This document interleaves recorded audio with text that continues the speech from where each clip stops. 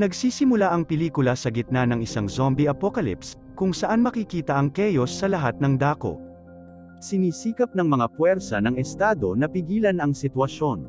Ang susunod na eksena ay nagpapakita ng isang mag-asawa na naglalakbay sa gitna ng isang disyerto. Plano nilang makipagkita sa kanilang mga kaibigan sa isang malayong paliparan upang makatakas sa bansa. Ang blonde na babae, si Molly, ay humiling sa kanyang kasintahan na si Nick, na huminto sa kotse dahil kailangan niya sa muka. Inis na inihinto ni Nick ang sasakyan para pigilan siya sa pagsusuka sa loob.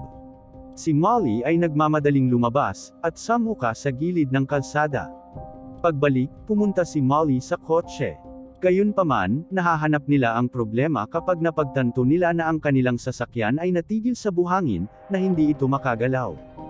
Nawalan ng pag-asa, bumaba ang mag-asawa sa sasakyan para humingi ng tulong.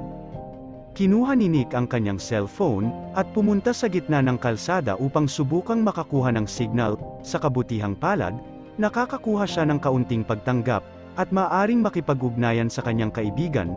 Gayunpaman, malapit nang mawala ang signal, at ang tawag sa telepono ay biglang natapos. May nakita silang zombie sa gitna ng kalsada, dahan-daang papalapit sa kanila. Dahil sa takot, nanginginig si Nick sa kanyang mga kalamnan, at tumakbo patungo sa kotse. Binuksan niya ang isa sa mga lalagyan, at kumuha ng baril para sa kanilang proteksyon. Saka siya tumuro ito sa zombie. Sa ilang mga pagtatangka sa pagbaril, matagumpay na na-target ni Nick ang katawan ng zombie, na ginawa ang undead bumagsak ang nilalang sa lupa. Malakas na sigaw ng mag-asawa, at niyakap ang isa't isa. Gayunpaman, pagkatapos, ang zombie ay biglang nagsimulang gumalaw muli. Sa gulat nila, nasaksihan nilang muli ang zombie na papalapit sa kanila. Binaril ito ni Nick sa ulo, ngunit hindi epektibong tapusin ang zombie. Naubusan ng bala si Nick habang papalapit ang zombie. Sumugod sila sa kotse, at sinubukang magmaneho palayo. Gayunpaman, ang kotse ay nananatiling nakadikit sa buhangin. Buti na lang at hindi sapat ang lakas ng zombie para basagin ang bintana ng sasakyan. Sinabi ni Nick na dapat nilang bigyan ng oras ang zombie para tuluyan itong mawala ng interes. Gayunpaman, lumubog na ang araw, at ang zombie ay nananatili pa rin sa kanilang presensya. Habang nagtatalo ang mag-asawa, napansin nilang biglang nawala ang zombie. Upang matiyak na wala na ang zombie, kinuha ni Molly ang kanyang flashlight upang suriin ang lugar, ngunit nahanap na wala. Sabi ni Nick kailangan niyang kunin ang phone niya na nahulog niya kanina sa kalsada. Tiwala sa kanilang plano, pareho silang bumaba ng sasakyan para kunin ang telepono. Sa kabutihang palad, nahanap ito ni Molly ng napakadali. Gayunpaman, nakita niyang bumalik ang zombie, at brutal na inatake ang kanyang kasintahan. Si Nick ay sumisigaw sa kanyang boses habang kinakagat ng zombie ang kanyang leeg. Namatay siya hindi nagtagal, at kinakain ng zombie ang kanyang katawan at mabahong parte. Nabigla sa kanyang nakita, kinuha ni Molly ang kanyang bag, at naghanda upang makatakas sa lugar. Nang lumapit ang zombie sa kotse, lumabas siya at tumakbo para sa kanyang buhay. Wala nang pagpipilian, siya ay tumira sa gitna ng kawalan, at umiiyak para sa pagkamatay ng kasintahan. Umaga na ngayon, may signal sa phone ni Nick. Nakipag-ugnayan si Molly sa kanilang kaibigan. Nakikiusap na huwag siyang iwan. Gayunpaman, ang kaibigan ay naiinis, at hindi nangako kay Molly na hintayin siya sa paliparan. Gayunpaman, siya ay nananatiling kalmado, at planong maglakad patungo sa paliparan. Kahit na ito ay malayo, ang araw ay lumulubog, at si Molly ay naglalakad pa rin sa desyerto, umaasang makarating sa oras. Habang nagpapahinga, ang zombie na nauna ay humarap sa kanya mula sa likuran, dahilan para matambe siya.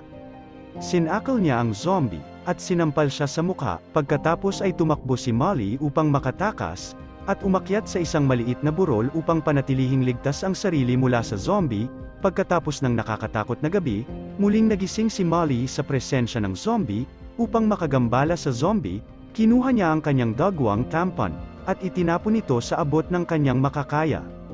Gutom sa dugo ng tao, pumunta ang zombie sa masarap na tampon para kainin ito, habang tumatakbo si Molly sa kabilang direksyon.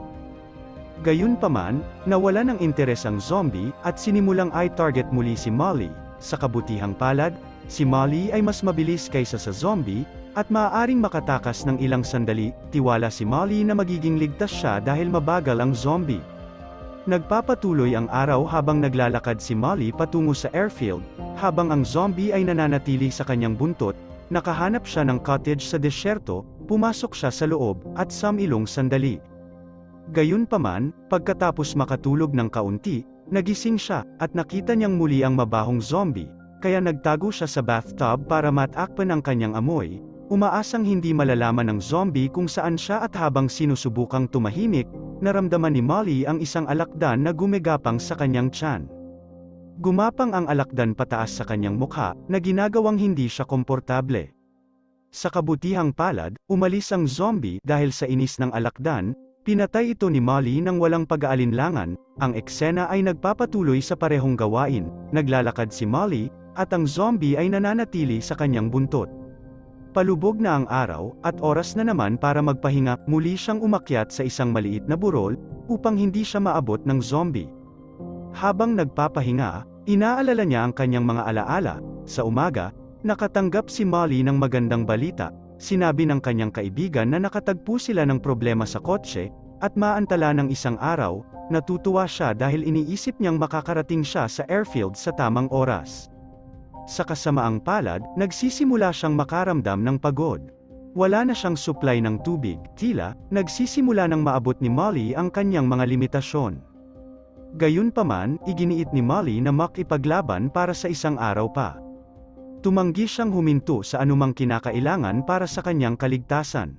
Medyo napangiti si Molly, nang unti-unti niyang nakikita ang mga palatandaan ng kabihasnan. Gayunpaman, hindi ito nagtatapos ng maayos. Nang biglang tumama sa disyerto ang isang sandstorm, si Molly ay tumatakbo sa kabilang direksyon, umaasang hindi siya mararating ng buhangin. Gayunpaman, walang silbi dahil napakalakas ng bagyo.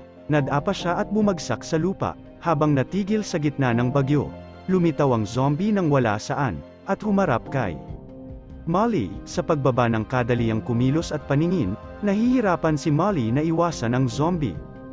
Gayunpaman, nagawa niyang makatakas at makaligtas sa nakamamatay na sandstorm. Nagising si Molly na nababalot ng buhangin ang katawan, buti na lang at nakikita niya ang mga taong nagmamaneho ng sasakyan sa gitna ng kalsada. Pagkatapos ay itinigil ng mga estranghero ng sasakyan, at tingnan kung okay lang si Molly. Histeryosong tumawa si Molly, dahil hindi siya makapaniwalang darating na ang tulong. Ang isa sa mga estranghero na nagngangalang Ted, ay nagbigay sa kanya ng tubig, at iniinom ito ni Molly sa ilang segundo nang wala mga pag-aalinlangan. Tinulungan siyang tumayo ng mabubuting estranghero, at inakay siya patungo sa kanilang sasakyan. Habang nasa loob, napagtanto ni Molly na naiwan niya ang kanyang bag sa disyerto. Sa sandaling plano niyang kunin ito, pinayuhan ng mga estranghero si Molly na magpahinga. Ang mabubuting estranghero pagkatapos ay pumunta sa disyerto, at subukang hanapin ang bag sa kanilang sarili. Habang nag-iisa sa kotse, nakita ni Molly ang isang larawan ng pamilya na nakapost. Napagtanto niya na ang mga estranghero ay hindi ang may-ari ng kotse. Nakikita rin niya ang mga uniforme ng mga bilanggo na nakahiga sa kotse. Ang mga estranghero ay nagtatanong tungkol sa airfield. Inamin ni Molly na maaaring umalis na ang kanyang mga kaibigan, at wala na silang aasahan. Gayunpaman, iginiit ni Ted na dapat nilang suriin kung may mga karagdagang eroplano. Ang sabi niya ay marunong siyang magmaneho ng eroplano. Gayunpaman, dahil sa nahanap niya kanina, hindi komportable ngayon si Molly. Nagpapasalamat siya sa mga estranghero sa pagtulong sa kanya, ngunit sinabi niyang dapat siyang mag-isa muli. Sinabi ni Ted na hindi niya kayang iwan siya sa disyerto dahil mapanganib ito. Gayunpaman, sinabi ni Molly na magiging maayos siya. Nang subukan ni Molly na umalis sa kotse, nakita niyang nakalak ang pinto. Pagkatapos, ang estranghero mula sa likod ay tinakpan ng plastik ang ulo ni Molly, kaya napabuntong hininga siya na mahirap. Pagkatapos ay dinala ni Ted si Molly sa labas. Binyantaan niya siya na puputulan niya ang kanyang balat gamit ang kanyang kutsilyo, kung hindi niya sasabihin sa kanila kung saan ang paliparan. Sabi ni Molly kung saan ang airfield. Gayunpaman, ang mga estranghero ay hindi nasisiyahan.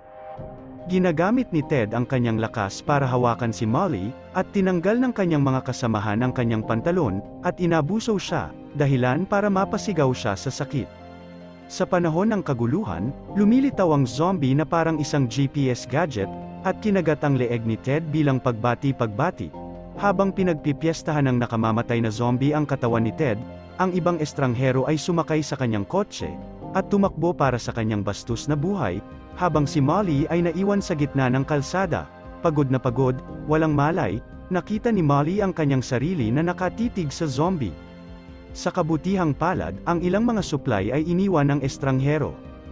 Nasira si Molly sa gitna ng init, namumungay ang kanyang mga mata. Ngunit nakita niyang muli siyang hinahabol ng zombie. Muli siyang naglakad patungo sa paliparan, hindi tulad ng dati, natutuwa siya ngayon sa piling ng zombie. Habang naglalakad, kausap ni Molly ang zombie, at sinabing marami na siyang pinagdaanan. Nagtataka din siya kung bakit nangyayari ang masasamang bagay sa mabubuting tao. Sa puntong ito, ibinabagsak niya ang kanyang damdamin sa zombie. Kapag nakakita siya ng gulong sa lupa, kinuha niya ito, at inilagay sa katawan ng zombie. Pagkatapos ay itinali niya ang gulong sa kanyang mga gamit, at ginawang i-drug ito ng zombie.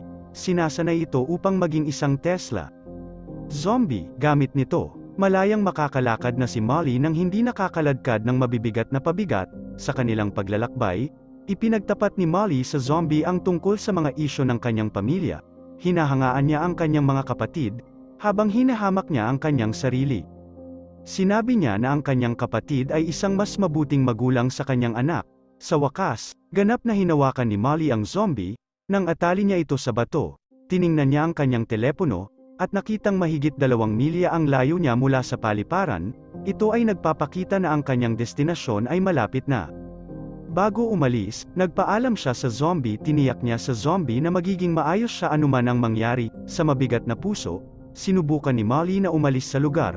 Gayunpaman, hindi niya maaaring iwanan lamang ang kawawang zombie, kaya pinalaya niya ang zombie. Ito ay nagpapakita na hindi niya kayang iwanan ang zombie, tulad ng ginawa niya sa kanya anak sa nakaraan. Matapos makalaya, ang zombie ay agresibong lumapit kay Molly. Gayunpaman, sinubukan ni Molly na paamuin siya sa pamamagitan ng pagsigaw, na epektibo. Kapansin-pansin, hindi inaatake ng zombie si Molly kahit na gusto niya. Sa puntong ito, si Molly ay nagsisimulang bumuo ng isang kaugnayan sa zombie. Mamaya sa gabi, binanggit ni Molly ang kanyang magandang anak sa zombie. Umiiyak siya habang inaalala ang mga alaala kasama ang kanyang anak. Sa umaga, masaya si Molly na sa wakas ay nahanap na niya ang daan. Biglang may lumabas na sasakyang militar. Nag-aalala, sumugod si Molly para itago ang zombie. Natatakot siyang mapatay ng militar ang zombie. Maari silang magtago sa gilid ng kalsada.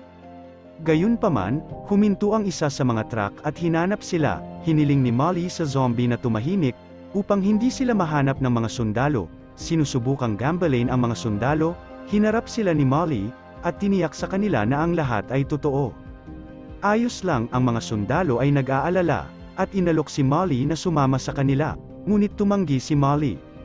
Nang maayos na ang lahat, biglang lumitaw ang zombie. Ginamit ni Molly ang kanyang sariling katawan bilang isang kalasag para protektahan ang zombie. Inulit niya sa mga awtoridad na hindi sasaktan ng zombie ang sinuman, kahit nalilito. Iniwan ng mga sundalo si Molly at ang zombie. Gayunpaman, kapag ang isang sundalo ay bumalik sa kanilang truck, binaril niya ang zombie sa binti. Bumagsak siya. Habang sinusuri ang zombie, nagulat si Molly nang kagatin ng zombie ang kanyang daliri.